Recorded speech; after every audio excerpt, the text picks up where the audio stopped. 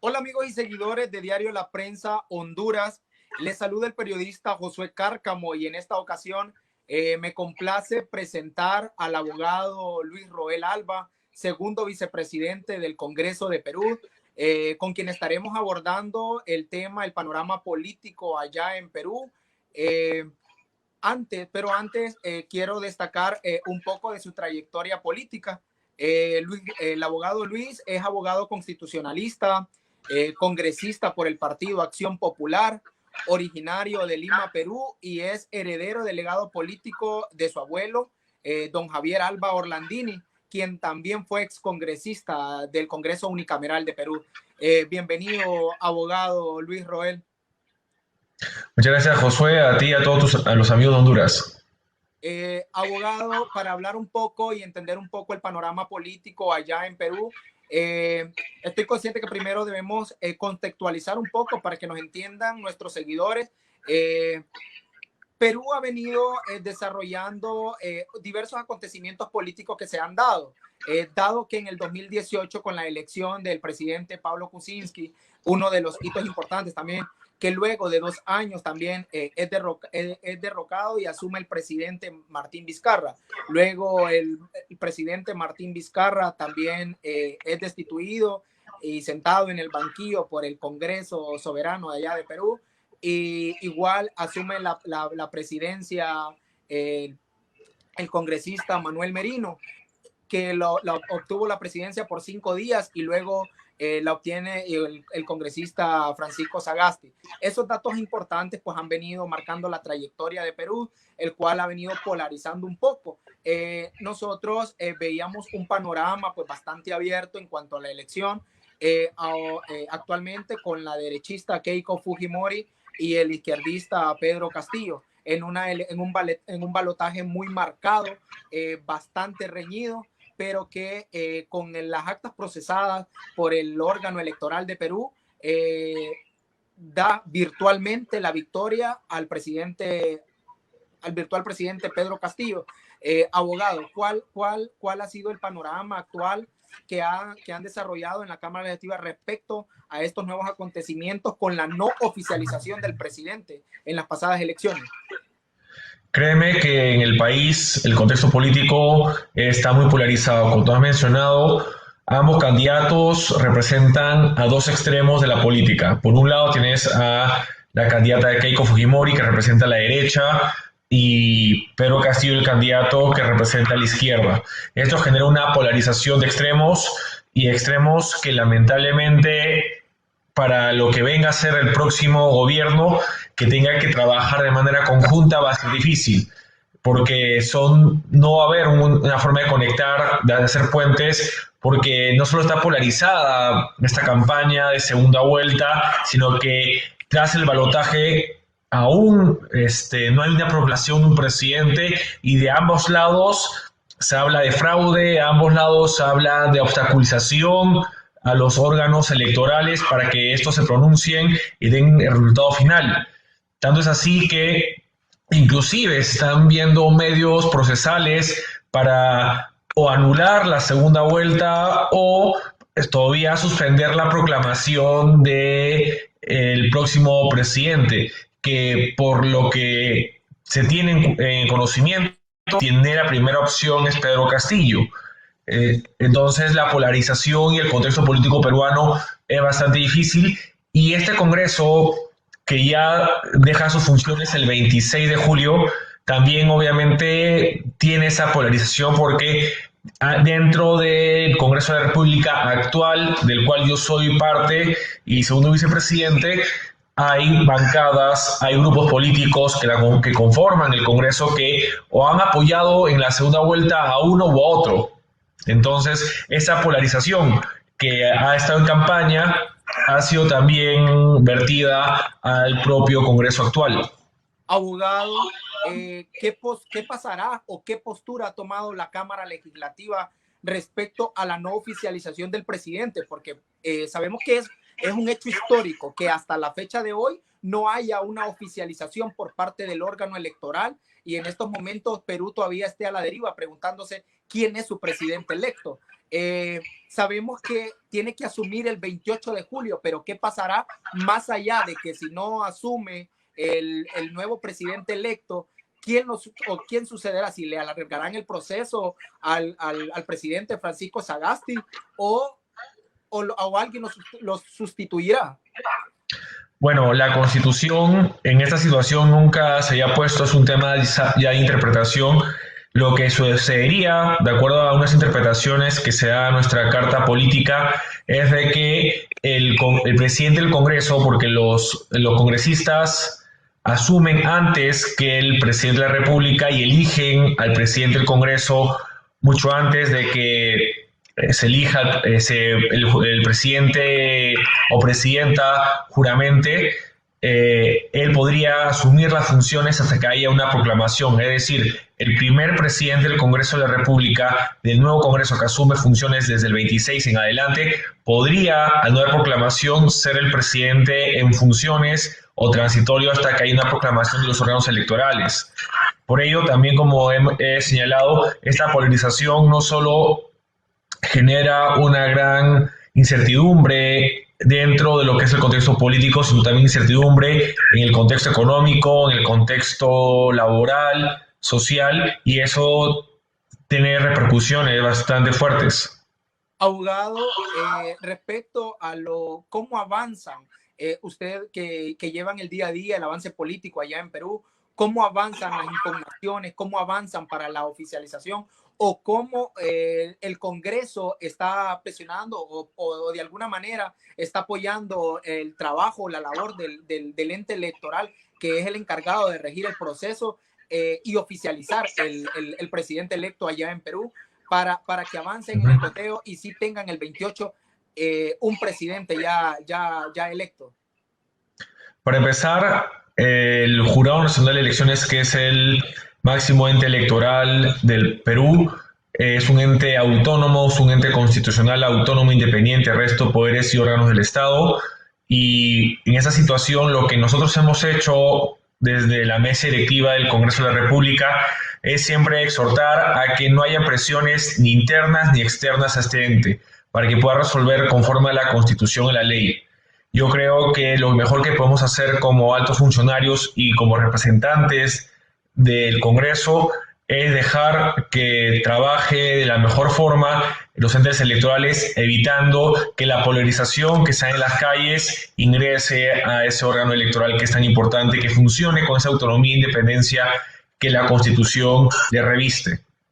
Abogado, un efecto que ya se está viviendo allá en Perú también acerca de estas elecciones es que el nuevo Congreso Electoral pues igual se tendrá que instalar en su legislatura y pues han dado mecanismos para la elección igual de los magistrados. Cuéntenos un poco cómo está ese proceso y por qué este Congreso quiere dejar ya elegido de los 6 magistrados de la Corte Suprema de Justicia. Bueno, acá lo que tenemos es un poder judicial que tiene la Corte Suprema y tenemos un tribunal constitucional que es un ente también autónomo e independiente del resto de poderes del Estado y sobre todo independiente del Poder Judicial. Este Tribunal Constitucional es el supremo intérprete de la Constitución. Hacia ahí llegan todas las causas constitucionales de defensa de derechos fundamentales como de defensa de la Constitución. Y le corresponde, conforme a la Constitución Política del Perú, al Congreso de la República elegir a los magistrados. Hay 6 magistrados que tienen más de 2 años de vencido su mandato. Estos magistrados tienen 5 años y estos ya tienen de mandato y estos ya tienen 7 y un mes. Entonces ya tienen mandato vencido. El Congreso anterior a nosotros, que es el Congreso disuelto que nosotros complementamos, no cumplió esa función de elegirlos. Nosotros hemos planteado ya que no sea un concurso de invitación, sino sea un concurso público, meritocrático, transparente y público, para que sean los juristas que crean que puedan ser magistrados y cumplir los requisitos postulen. De esta forma ha sido, lamentablemente, como ya he adelantado, la polarización que vive el país se ha trasladado a la interna del Congreso de la República, ha generado fricciones, ha generado que se divida nuevamente el Congreso también en dos partes, al igual que la opinión pública, de que si corresponde a este Congreso o no elegir a los magistrados del Tribunal Constitucional. Yo creo que como es una obligación, no es un derecho, es una obligación que tiene este Congreso elegir a los altos funcionarios, entre ellos a los magistrados del Tribunal Constitucional, que por lo menos debemos intentarlo. Si no logramos tener los votos, bueno, le tocará y le corresponderá al siguiente Congreso hacerlo, pero por lo menos tenemos que cumplir cabalmente todas nuestras funciones y obligaciones que la Constitución nos manda. Sí, abogado, hacía la pregunta porque debido a la polémica que ha habido, por ejemplo, la Corte emitió un fallo en cuanto a la elección, detener la elección de los 6 magistrados para dejarle ese trabajo a la nueva legislatura que se integre en el periodo 2021-2026 para esa elección. ¿Se detendrá el Congreso en esta elección? Porque sabemos que desde el miércoles está sesionando para poder seleccionar y poder tener estos cargos y así dejar a los funcionarios que están asumiendo estos puestos que ya han vacado, como usted lo decía, ya hace dos años, porque solo son 5 de mandato. Efectivamente, Josué, si bien hay una jueza del Poder Judicial que a través de una medida cautelar, es decir, una medida transitoria, ha querido que el Congreso suspenda esta elección, pensando de que lo mejor es que lo haga el siguiente Congreso. Yo creo que esa es una injerencia de una jueza en una atribución y un deber que tiene el Congreso de la República. Y eso, como parte de la mesa directiva, como vicepresidente del Congreso de la República, no puedo aceptar, tengo que defender los fueros y del Congreso de la República, tengo que defender la institucionalidad del Parlamento peruano que me toca a mí representar, y en ese sentido estoy enfático de que nosotros tenemos que proseguir, tenemos que continuar con nuestras funciones constitucionales, tenemos que, si es nuestra obligación, que la es elegir a los altos funcionarios como solo magistrados del Tribunal Constitucional, hacerlo. Si no se logran los votos, perfecto, se encargará el siguiente Congreso terminar la elección, pero nosotros tenemos que continuar. Tenemos un deber con nuestra patria hasta el 26 de julio de este año y luego ya será el siguiente Congreso quien las continúe. Abogado, sabemos los congresistas en qué postura están en su momento ante la oficialización, o sea, de que ya se haga que el órgano electoral dé la victoria al presidente o presidenta electo en este momento. Yo creo que para todos, tanto el Parlamento actual como el que viene, nos daría mayor tranquilidad de que el órgano electoral, el Jurado Nacional de Elecciones, ya proclame al candidato o la candidata ganadora o ganador respectivamente de la contienda electoral. Creo que eso ayudaría primero a empezar a analizar cómo sería el siguiente gobierno, quiénes serían los primeros ministros en asumir los gabinetes de los diferentes sectores, sobre todo el sector economía, el sector trabajo, el sector justicia de nuestro país, y también para que iniciar la transferencia que tiene que haber de este gobierno de transición de Francisco Sagasti, quien es el presidente encargado de la presidencia de la República, con el presidente o la presidenta que se proclame. Abogado, en su escenario, o sea, ¿cuál cree que los peruanos están ante ese descontento por la no oficialización? Sí sabemos que un buen sector apoya al candidato presidente Pedro Castillo y a la presidenta candidata Keiko Fujimori, que porque o sea, estamos ante ese enredo, pues porque sabemos que para estas fechas ya está haciendo un proceso de transición en cuanto al nuevo mandatario con la oficialización, pero al no oficializar, ¿cree que los peruanos vuelvan a las calles si de verdad no hay una oficialización el 28 de este mes? Yo creo que por eso mismo había señalado que tiene que haber ya una pronta proclamación, porque no es que en las calles hay manifestaciones casi diarias en la capital del Perú, que es Lima, justamente cerca de los órganos tanto electorales como judiciales, porque también se ha llevado impugnaciones al Poder Judicial respecto a estas elecciones. Entonces, entre más rápido se pronuncie el órgano electoral, que es el Jurado de Elecciones, más tranquilidad le va a dar a toda la ciudadanía. y va a evitar estos conflictos que se están dando ahora últimamente con las marchas sociales que se dan en la capital del Perú. Abogado, también una pregunta generada en cuanto, en respecto, por ejemplo, cómo se están resolviendo las impugnaciones o cómo afectará si llegan estas impugnaciones a la Corte y no están nombrados en función los nuevos funcionarios en ese órgano judicial.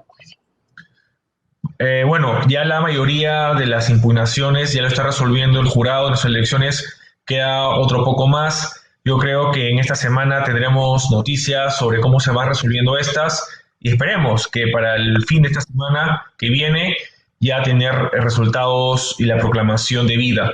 Yo creo que lo que peor podemos hacer como altos funcionarios es dejar la incertidumbre a la ciudadanía y no dar muestras de claridad de lo que lo que se espera de un futuro gobierno. Abogado, ¿ha afectado estos efectos de la crisis política que se han venido generando? ¿Han afectado a la economía de Perú? Claro que sí, la incertidumbre es lo que más preocupa a los inversionistas privados y también preocupa también a la ciudadanía respecto al gasto que hacen, a las inversiones que hacen, ya sea en viviendas, ya sea en viajes al interior del país o fuera del país, respecto a inversiones a largo plazo. Todo ello afecta obviamente a la economía porque es una incertidumbre, no saber quién va a gobernar el país y cuál va a ser la política económica del país afecta altamente la economía nacional. Un mensaje ha sido claro, pues, en esta polarización o en esta campaña electoral. Los peruanos han estado vigilantes a eso y lo que nos llama un poco la atención también es que cerca del órgano electoral todavía hay campañas de personas o simpatizantes de los dos partidos políticos en el balotaje. ¿Qué situación merece o qué opinión merece respecto a esa situación, abogado?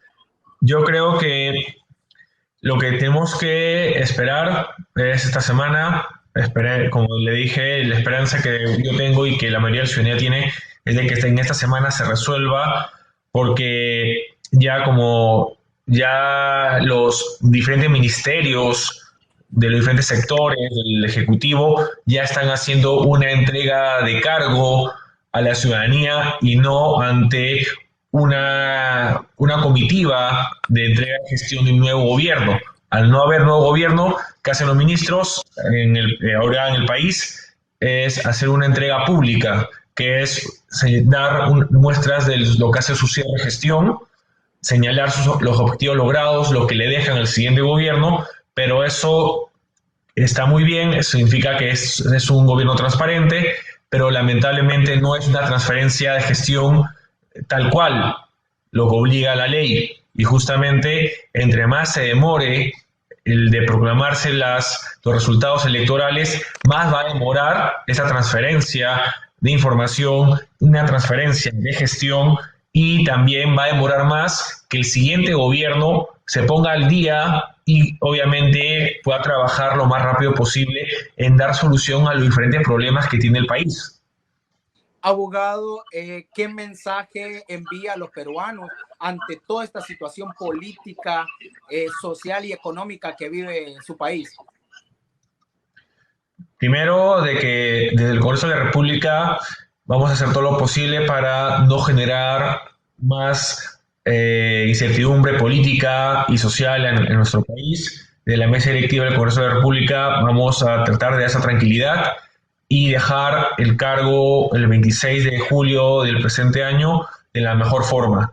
Y también un llamado a la tranquilidad social, de no empezar conflictos entre diferentes sectores sociales, por esto que al final de cabo, todos nosotros somos peruanos, todos somos parte de este país y tenemos que, quien gane, sacar el país adelante.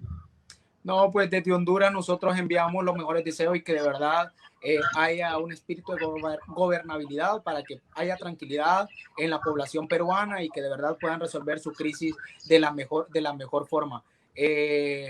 algo, un mensaje que quiera decir que se le haya olvidado o quiera aportarle un poco más para su comunidad allá en Perú. Nada más, Josué, que todas las acciones que ha tenido, por lo menos mi persona, y que ya vence mi mandato el 26 de julio, siempre ha sido pensando en el país, siempre en el interés general de mis compatriotas, y que siempre he buscado defender la institucionalidad, como siempre ha sido mi partido Acción Popular y como me ha dejado el legado mi abuelo Javier Alba Orlandini. Muchas gracias a ti, Josué, y a todos los amigos de Honduras. Un saludo. Muchas gracias. Muchas gracias por atender nuestra invitación a Diario La Prensa. Muchas gracias a ustedes por la oportunidad. Saludos.